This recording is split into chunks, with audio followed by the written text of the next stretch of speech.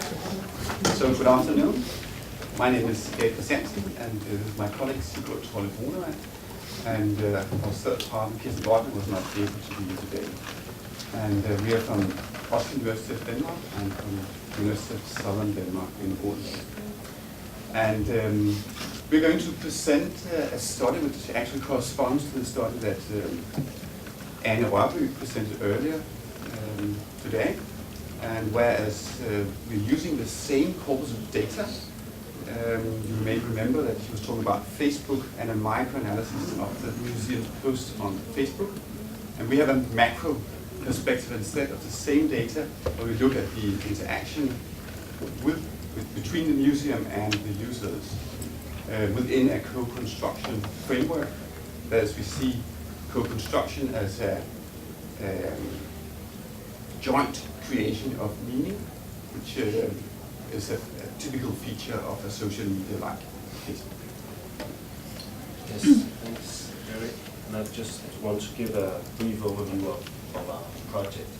So we wish to eliminate, as Eric also says, how museums currently seek to position themselves in relation to actual and potential audiences on Facebook. And we argue that museums and audiences co-construct one another through these communication processes. And we explore how particular modes of communication and discursive genres serve to generate mutual online positionings. So we wish to go beyond asking which social media museums use and the degree to which they use them. Instead, we try to focus on how much interaction and dialogue actually exists once museums do engage with audiences, and how these modes of online communication are established, upheld, modified, and developed. So this is done through a 3-month snapshot of daily Facebook communication on 9 small, medium, and large museums, which has been chosen broadly within different genres. And in our study, we have focused on the wall stream posts initiated by the museums and how users comment on these. So we focus on the commenting threads, if you can say. Yeah, and here are the 9 museums again. You may not remember them from Anne's talk. But the large museums are the National Museum of Denmark, National Gallery of Denmark, and the Zoo. And the medium museums, National History Museum Denmark, and Museum of Modern Art, and Marstal Maritime Museum. And we have 3 small museums, Geomuseum Faxe, Forborg Museum, and Givejens Museum. And together it presents a corpus with 247 museum posts and nearly 1,200 responses. And so there are approximately 5 responses in average to a museum post in our corpus, but that varies a lot. Some museums have close to 0 responses, and some have close to 13 responses on average to each post. Okay, and then the next I will present the structure in this model. Maybe it's not so old, it's okay to see. So we have identified this structure and how this co-construction is carried out as we see it. So through post and replies to post and replies to replies, people participate in joint construction of meaning. So this requires at least a reply to a post. So the first scenario, number A, is actually something we don't look at when users don't respond to museum posts. And in this model, longer discussions with several posts are therefore more apt to facilitate co-construction than posts with fewer responses. So in this way, we see longer threads as more interesting, if you could say, because co-construction has more possibility to evolve. And this model represents different scenarios for how we see the structure for the interaction. Because of the very asynchronous form that these threads has, it looks very simple. And actually, one of the things we've noticed is that this dialogue is very, very simple, very, very short. So we've chosen a model of communication that underlines this sequential nature and this very asynchronous short form that these dialogues actually has. So sender and receiver can be expected to react differently on the communication initiatives, and this is what these scenarios represent. Yeah, and I think just a minute, it's interesting also to to notice that when we talk about co-construction, it doesn't mean that the sender and the receiver, they agree on the subject. It's a mutual construction. Yeah. So we have gone through the material and identified several genres of engagement. And it's interesting to compare to your talk, because we have some genres which are much the same as in your talk, and some others, and it's clearly we have different perspectives, each of us. So that's interesting. So we have news, an announcement, so on. And what's interesting is in the view of co-construction, we are interested in the posts that somehow initiates a dialogue in some way, that requests or invites the user to respond. And some of them do and some of them don't. And also there are some which are more entertaining, like quizzes. And also we see some a genre we call pseudo questions, because we notice a lot of users, they use simply to post something, maybe just to keep the wall alive or whatever. But they may post questions which they clearly know the answer of before they post it. But also more engaging kinds of genres like help needed, which the museum simply requests the potential or invites the users to contribute with new information. And this is clearly a genre which produces a lot of responses. Yeah. And the next we'll try to give some concrete examples on some of the things we looked upon. And this is actually an example from Nationalmuseet. So maybe we have the sender present here. So the intention of this post is meaningful and relevant for the museum as well for the users. And the original posting is of this statement does not invite a response. It's just news in a way. But so viewed in this way, the users are not provided with a frame to response in a way. But nevertheless, several users choose to respond to this, even though they're not invited to it.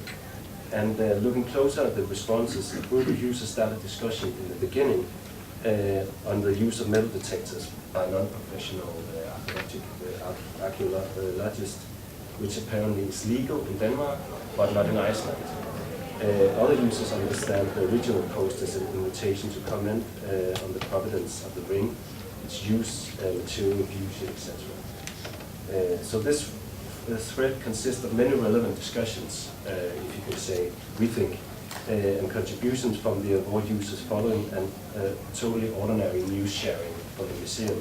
But as scenario B, and I don't know if you can remember that scenario, illustrates the museum's Nationalmuseet doesn't evolve further in this afterwards with then follow-up comments. And even though the discussions are within the field of interest of the museum, discussing, for example, the stand of the museum maybe for metal detectors and so on. So this example shows the user's interest and engagement in introducing relevant themes, which they may take the discussion further, while the museum prefers to remain silent in this scenario.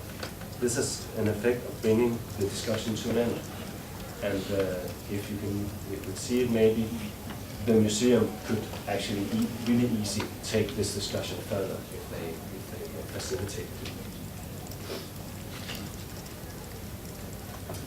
Here's another example. Here is from Odense Zoo, and they have really very successful kind of interaction, because they simply ask all their users if they would like to help naming the new giraffe, because the giraffe they have a baby, 60-kilo baby, from the 3-year-old mother, and then of course get a lot of responses. But the tricky bit is that the museum, the zoo forgot to state in the original post that it had to start with a C, this name. So there was just a detail, they omitted it. And they tried to, to put it in, but apparently no one really wanted to notice that. And to make things worse, it happened that there was a boy, a 2-year-old boy who died, who was very fond of giraffes. So all the fans, they really mess it up by saying that she's going to be called Julas in the memory of Nicholas, who was this 2-year-old boy. And you can see this becomes very emotional. And I think there are 40 posts which claim this should be called Julas. And the museum or the zoo here, they stand silent in this conversation. They don't want to get involved. And at number user 43, we see the post, the young giraffe is Julas, a gift to us all on his older brother Kevin's birthday. All in the zoo, you cannot ignore all these comments, right? But they can. They simply ignore it, and we never get a post which tells what name the giraffe has. Not even in the future. But also they make a mistake by linking to an article, just as you mentioned in your talk also. So the last example is a little bit similar to the we talked about before. So this thread starts from a genre that doesn't invite or frame discussions. It's an announcement. But as before, some users wish to do exactly this. So some of the first users post an informed critique of some of the statements the museum gives in their announcement. And the museum answers this time, but maintains its authority. So this is a really good example of a museum maintaining authority. Later in the thread, another user posts more information on the theme graffiti and comments on the idea of bringing street art into the museum walls. This is also, in our perspective, an interesting discussion that could be relevant both for the users evolving, but also for the users just lurking or looking at this. So the museum doesn't evolve further than this. They have already stated their authority up here, and it doesn't reply to this down here. So this is an illustration of what we call like the unused potential of co-construction. The museum could easily evolve in these themes, and our impression is that museums could, in this process, engage users further and deeper, and create new interesting content also for the big audience just lurking. Yeah, our conclusions when viewing the material, first of all, you can see that communications are simple style, and it's mostly mass communication. Actually, it's a museum talking to a lot of fans, but there's very little discussion which involves more than one user. It's seldom that the users, they start interacting with each other. And the other thing we can see is that it's been much debated whether museums should use Facebook because the chance of losing authority. But as we saw in the last example, you can easily state your authority on Facebook. And we see museums also easily do that just by keeping silent. That's not really rocking the authority. And also, it takes time to build a community of engaged users. You see that museums with a longer record of Facebook, they have more engaged followers than plenty new users. And the last one, when you make a post as a museum, if you don't provide clear details on what you expect of your users, you may expect them to do any sort of things that is just comment it's beautiful, or start another strange discussion or whatever. So you should be more precise on what you expect. Yeah. And the last slide is some points on how we summon up this and what could be some good advices for the work on Facebook for the museum. One of the things is to deal with this confusion about this. The last two we think is really interesting, that there's a lot of potentials. We can identify a lot of posts which the museum easily could evolve easily. And there's a lot of potentials. For example, to be able to act on unintended responses, not just responses which they want, the museums want the users to respond. Yeah. So that was it. Yeah, thank you. That's it.